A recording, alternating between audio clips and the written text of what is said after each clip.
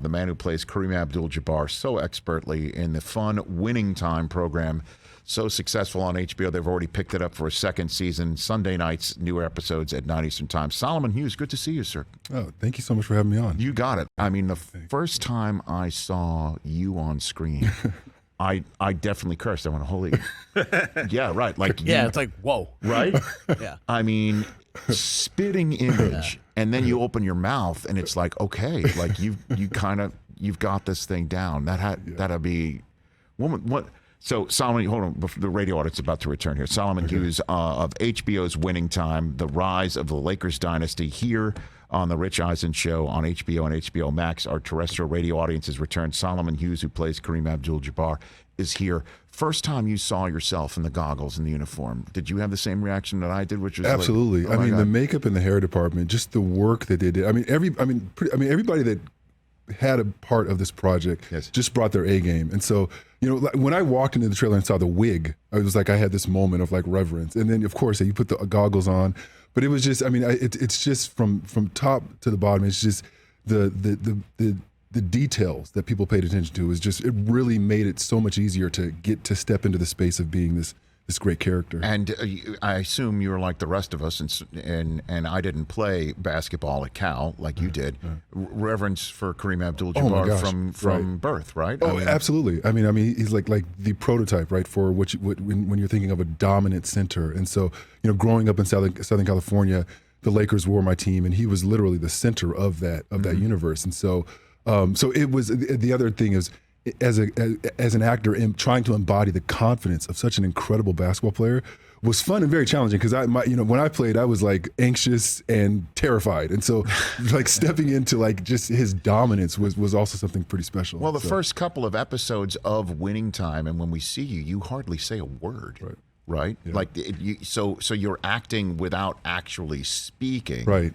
You know, certainly the scene where Jerry West comes to find you meditating and reading, looking over the Los Angeles landscape to inform you as Kareem that magic is, he's going to put him down in the post. And he's going to take all the elbows instead of you. Exactly. And you hardly say a word to him. Right. I mean, which is, you know, you take, what is it? They say it's like, you know, 30% of communication is actually articulating something with words, like using your vocal cords. And so, there's so much of just his presence, right? He's thoughtful, he's soft-spoken, but he communicates so much with just his presence and his body language. And is this true? Is this your first acting job, Solomon? This is my first professional acting job. It is, yeah. How did they find you? So Francisco Elson, who played basketball with me at UC Berkeley and played with the Spurs, won a championship with the Spurs, a casting agent had reached out to him in 2019. And Francisco's in the Netherlands, and he wasn't interested, but he suggested me. And so the casting agent reached out to me.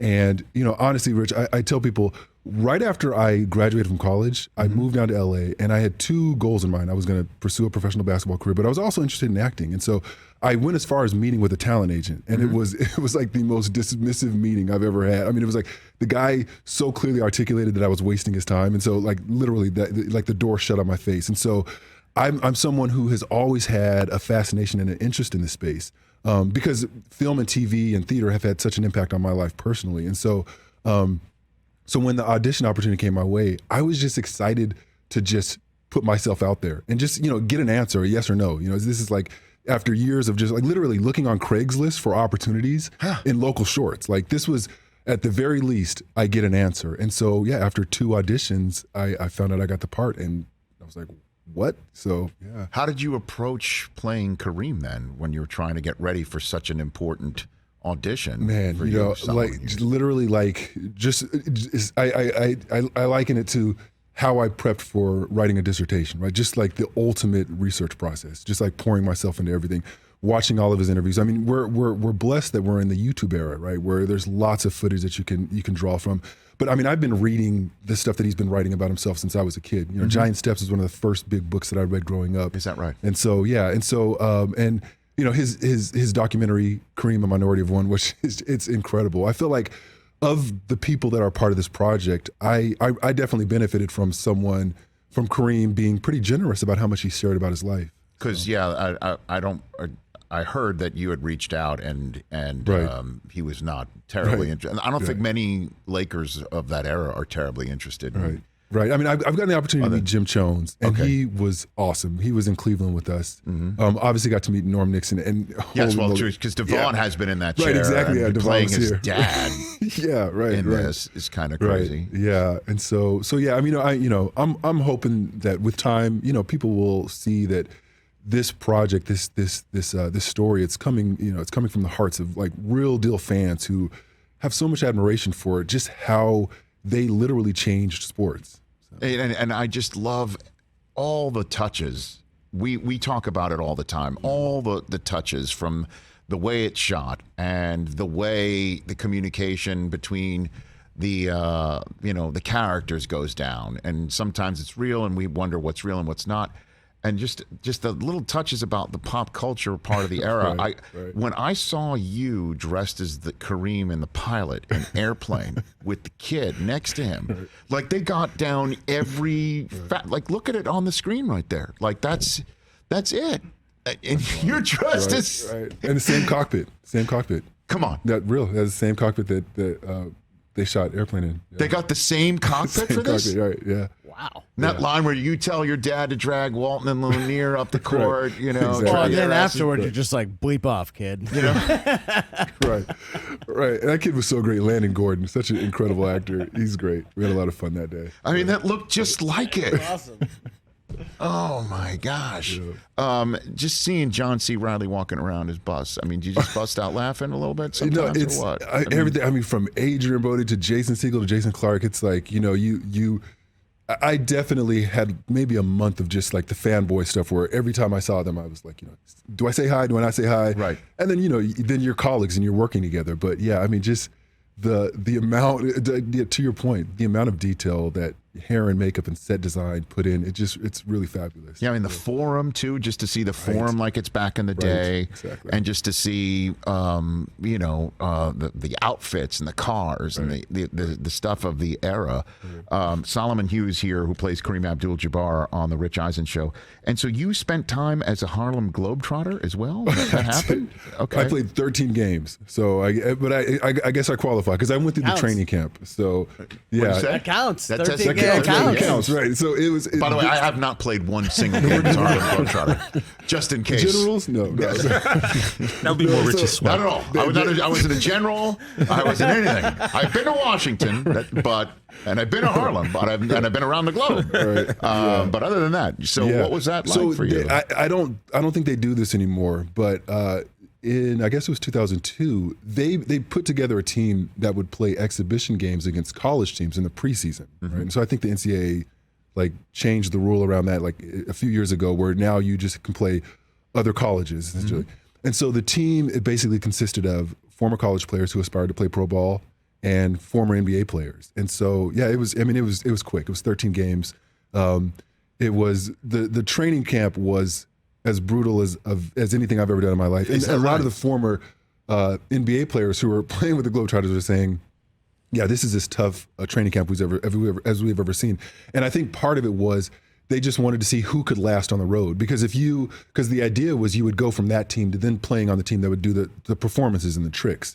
And so I made it 13 games, and then I was done. So you were done. And what happened then? I mean, is that when you got you went to get a degree? Is that where, or you already had your doctorate from Georgia? I feel like it was I think I'm the guy that was 6'10", had some talent, but was really playing basketball just to make some money. And so I feel like it was a good life lesson to learn pretty early that you never pursue something just for the money. You need to have some underlying passion. And so I think that was like a crash course in are you doing this for the right reason? And so leaving that, I think it just, because I did have aspirations to play in the NBA, and I got as far. I tried out for the Phoenix Suns summer camp, and so what year was that? That was 2003, and so didn't make it. They were polite. They on the ride back to the airport, I was like, okay, I think I need to start thinking about other ventures or whatever. And so that's when I started thinking about grad school and going back into the realm of education. Okay, so you're technically a doctor, right? I do have a PhD. You're Dr. Hughes. Yes. Okay. Yeah, but you can call me Solomon. That's perfectly fine. Okay. Yeah. That's cool. Not like Dr. Bus, who preferred that everyone call him Dr. Bus. I got to tell you, man, I moved out here to LA and I saw him at Dan Tana's one night Really? with two highly age inappropriate people. And and it was wild, cool, everything, because Susie was covering the Lakers at the time, and I look at her and she's just like, "Yep, this is what goes on around here in Los Angeles," and it's just wild to see this whole thing on television like that. What would you want the real Kareem to know, if you could, Solomon Hughes, about what you've learned or what you want him to know about how you're playing? I think the learning, right? It's like, I think when I was prepping for this, I'm like, I'm a Laker fan. I've been a Kareem fan since I was a kid, so I feel like I know a lot about him. But just the journey of his life, right? Just the paths he's taken, just the way he's let his intellectual curiosity goad him in different directions. It's just it's a tremendous life, and I know I'm one of millions of people that are just really grateful for it. I mean, honestly, like, I think of me stepping into this professional acting space as me resisting the one dimension of just being the tall black basketball player, right? And so I feel like I know I'm one of many people that just has a ton of gratitude for him, and the work that he continues to do. I mean, the Skyhook Foundation, I just think it's a brilliant organization. I love what he's doing with that. So I feel like just all the ways he's showing up in these different seasons of his life, and then ultimately, I hope he gives the show a chance, because it's really a labor of love.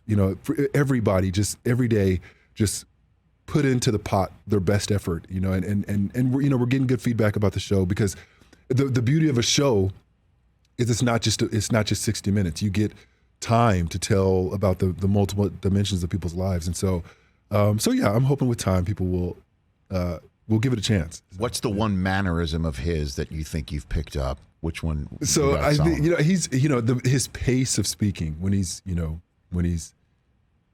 trying to talk to a young Magic Johnson. He's thoughtful. He's deliberate. So, or just a little bit of the movement of the hand. So I think I've gotten. Okay.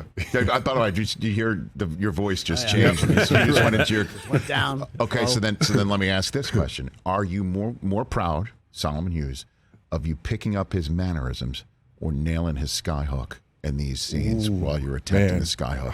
Because that's big. That's huge. Great question. If you're going to attempt a Kareem skyhook, you've literally got to look like that. Right. So what do you got? I definitely have to say the skyhook, but I'm not going to say that I nailed it. I think only one person nails it, and that's the great Kareem Abdul-Jabbar. I feel like good answer. It's a good answer. Because it's in Family Feud. Because right? But I mean. You do, though. I mean, you're a guy who's played the sport, and you are somebody who I'm sure is a perfectionist when it comes to that. And you just told me you were grinding when you were playing, like you were really in that. Yeah. So you have to see when you're watching that back and they show a skyhook, you got to be like, okay, that was good. Yeah, for sure, definitely. Yeah, it's rewarding, especially when it goes in. So on the day, when we shot that Clippers scene, there were some scenes where I was shooting it in height shoes, which. The height shoes are essentially the platform shoes. Yes. And it was wild. I mean, but I was like one of those things where you really had to focus in. So yeah. Isn't that amazing? They have to put you in platform shoes? He's like 3-4 inches taller than me. You're 6'10", right? Because he's 7'2", right? I don't know. 7'3". Yeah. We've had Boban here, and I think he's the tallest guy we've ever had in the studio. But when Kareem was here, I was truly concerned that he would scratch his head walking through the studio here. Right. And I thought I'll just say it. I hope I'm not embarrassing you. Like, before we go on the air, you sat down like, is Kareem sat in this chair? Right. Oh, no, exactly. Right. I've watched that interview multiple times for sure. Oh, great. We'll take that. It was pretty cool. Solomon, how did you find the training camp? Because when Devon Nixon was here, he was telling us that it was pretty grueling it was to get brutal, ready. For sure. Yeah, absolutely. And I'm the vet. I'm 43, right? So I'm out there with 20-year-olds, right? And they're, I'm trying to keep up. And I think I did a pretty good job, but it was, as much as I was excited about the stuff, my body afterwards was like, you need to slow down, old man. So, but, what are you a method actor where you made Quincy Isaiah truly bring you orange juice every day? No, or not at 6 all. in the morning? No, okay. No. With the newspaper? Right. Like, no chance. Walk through that? Yeah. I feel like I really benefit from the genuine relationships that are developing off screen, because I feel like it then just creates an atmosphere where going into the moment, you trust each other and you love each other, and you can just really lay into it. So It's great. Honestly, we're enjoying it immensely. You guys Absolutely, are. yeah. Are you like us? Are you watching on Sunday night? And So my wife is making me watch. She's making me watch. Yeah, and I'm enjoying it. I'm What do enjoying you mean it for she's sure. making you watch? You know, I'm like. I'm the timid guy that doesn't even like watching old basketball clips. So like watching a full-on performance. But the great thing about it is it's essentially everybody was kind of in silos when we were filming, right? So it's so cool to see what other people were working on and see how they're editing it and putting it together. And then the music, which is just so great. Oh, it's spectacular. Yeah. It is. And that, picked up for season 2 already. Congratulations on that. Yeah. So I am mandated to ask, even though, you strike me as a very positive glass, half full guy, but I'm from New York, so there is a little bit of spite in me. Have we revisited a conversation with the talent agent that gave you no time? I forgot his name. Come on now. I think remember he the used to agency? rep Billy Blanks. I think I heard that. like the Tybo guy? The Tybo guy, I think, yeah. He discovered Billy, or I don't know. okay, yeah. but this guy who gave you no time and made you feel like garbage, that you had no future. Right. We need to revisit him. Well, now. there's a part of it's like if I forget the name, then I don't say the name and then give him any credit, right? It's like, go on, be blessed. You go your direction, I'll go my direction. I understand. That's the high road. I take a different approach. Screw that guy, is what I'm saying. That's what I'm saying. No, I got that all the time, trying to break into business and trying to get on TV. And I traveled around parts of the country, just knocking on doors, literally knocking on doors of news directors to say, hey, I'd like you to hire me when you have a job open. And I felt like garbage. One guy, I got doors slammed in my face. I was cursed at by one person, and I would love to find every last one. And how do you like me now? You know what I mean? Like, so that's what I would love for you, man. Yeah, But- no, to that point, Rich, I definitely can relate to that. A number of instances of people like, you don't belong in this space, right? And so one of the things that I'm most grateful for with this experience is just how welcoming, like the seasoned actors were. I mean, you talk about like they created a culture of belonging, and I really think that helped us really perform well. Like to a man, Adrian Brody, Jason Segel, Jason Clark, John, Gabby, Hatley, et cetera. Like everybody, and the producers, the directors, it really was, we're welcoming you in, and we fully think that you can contribute something. And so, it made a huge difference. Yeah, we've had Michael Chiklis on here a handful of times too. The fact that he plays Red Auerbach, he's got to be out of his mind that he gets to play, because he's such a masshole, and I say that with love. He's great. Show's great. Yeah, Congratulations, thank you. Solomon Hughes. Anytime you want to come back here, let's do it again. Right. Congratulations to Thank you you and so all your much, Success. At Solomon Young Hughes on Instagram, right? Did I get that right? That's Okay, right, very yeah. good. Season 2 has already been, it now is out there in the ether. It's coming back, which is great. Every single Sunday, 9 Eastern Time on HBO, available to stream on HBO Max. Winning Time, the rise of the Lakers dynasty, the man who plays Kareem Abdul-Jabbar. Solomon Hughes, thanks again for coming here. Thank you. Hey, you watched all the way to the end. Thanks for that. Watch more right here.